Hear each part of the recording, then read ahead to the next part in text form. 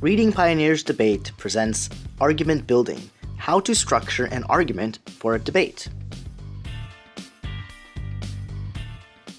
We'll begin with the joke of the day. The joke is, what is a pirate's favorite letter of the alphabet? Any ideas? Okay, here's a hint.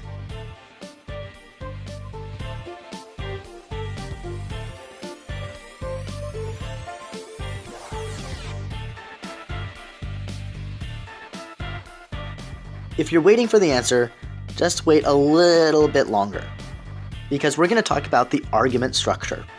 An argument has three parts: an assertion, a reason, and an evidence. When those three are put together, ARE becomes R. Get it? That's the answer to the joke of the day. The pirate's favorite letter is R. That was funny, right? Well, we're going to now begin with the A, assertion part of how to make an argument.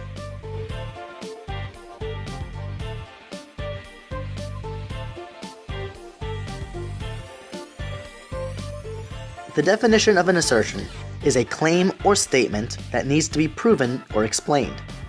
Basically, it's the idea that you want to try to make when creating an argument to support or oppose the current resolution. Let's go to the drawing board and try to make an assertion. Our resolution today is attending academies is good for children. Now, if we're thinking for the pro side, we should try to create an argument that describes how academies are good for children. The assertion that we have today is children enjoy learning at academies. This is a good assertion because it supports the resolution. It is a statement that can be supported with reasoning, and there can be evidence found to also support this argument. So, let's move on to the next part, the reasoning, and see if we can give strong reasoning to this assertion that we've made.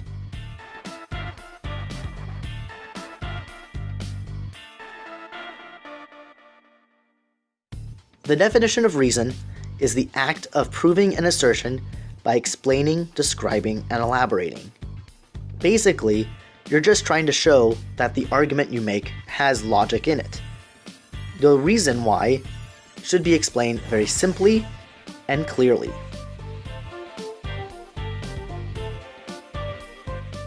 Let's go back to the drawing board with the resolution, attending academies is good for children. Now, if you remember, our assertion was that children enjoy learning in academies. Now we need to make a reason for this. We need to answer the why. Why do children enjoy learning at academies? So, we have a reason. Academies have a positive effect on their education. This reasoning supports the assertion and explains why children enjoy going to academies.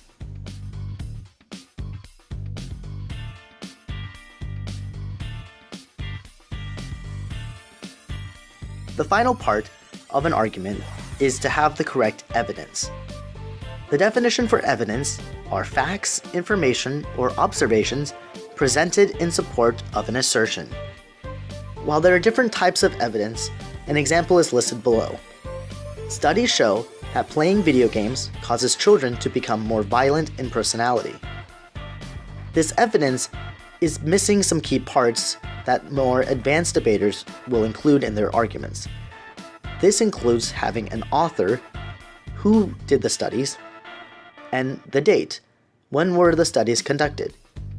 These two pieces of information are very important when providing statistics, facts, or information relevant to the topic. But now, let's use this knowledge of evidence to the argument that we are creating.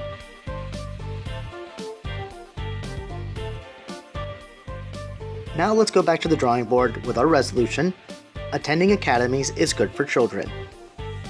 When we find evidence, we need to make sure that it supports the assertion and the reasoning. So, after doing much research, the evidence that I found was this. A study from Seoul National University in 2007 said that 69% of children were satisfied with their private school classes. Additionally, 73.9% of children also thought that academies had a positive effect on their public school grades and abilities. As you can see, this evidence supports the assertion that children enjoy learning in their academies. It has an author, the Seoul National University, and a date, 2007, of when it was published.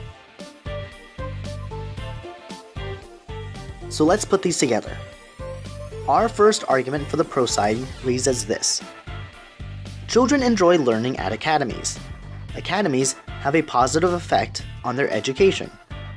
A study from Seoul National University in 2007 said that 69% of children were satisfied with their private school classes. Additionally, 73.9% of children also thought that academies had a positive effect on their public school grades and abilities. Now, can you think of what a second argument could be? Go ahead and try to make another argument for the pro side that follows the ARE structure. When you're done, come back and we'll finish the lesson because there's one more thing I want to teach you before we're done. After you understand the structure of an argument with ARE, there's one more thing that you should probably use when constructing your argument for competition and for class. That is the impact.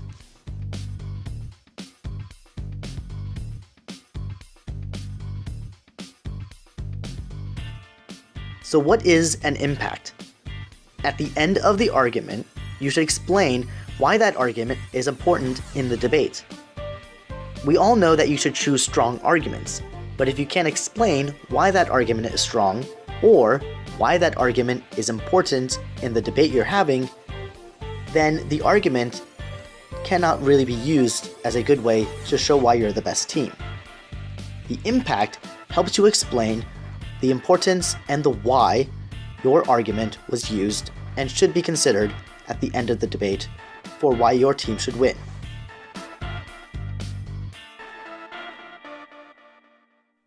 Back at the drawing board with the same resolution, attending academies is good for children, we should add the impact at the end of the argument. So, my argument is blah blah blah blah blah. This means that academies are not only helpful for students to prepare for their future, but also is fun for them to be in. With this example, you're now putting a picture in the mind of the judge of how the academies can help students prepare for their future. It's fun, it helps them learn, and it gives more meaning to the argument that you've presented.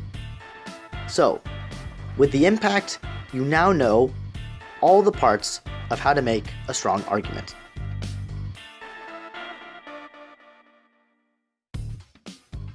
When making an impact, there are a couple of tips that you should be considering. First, you want to make sure that you use eye contact. You want to know if the judge is listening and understanding what you're saying. If the judge is not, you may want to change the way you word the impact of your argument. The second tip is to make it simple. You don't want to have a long, lengthy impact that doesn't make sense or doesn't outline the key part of your argument. If it is too long, it probably doesn't help the argument at all. The final tip is try to make the impact important to the judge. The judge is the one who will decide who wins and who loses, so you want to make sure that the impact relates to the judge and can get the judge to vote for your side.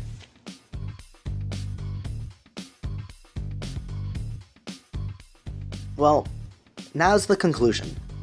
We talked about how to build an argument. An argument has not 3, but 4 main parts.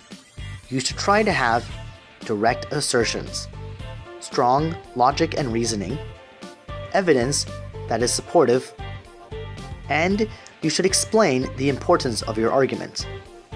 With these 4 parts, you now can make your own arguments and show how they are important.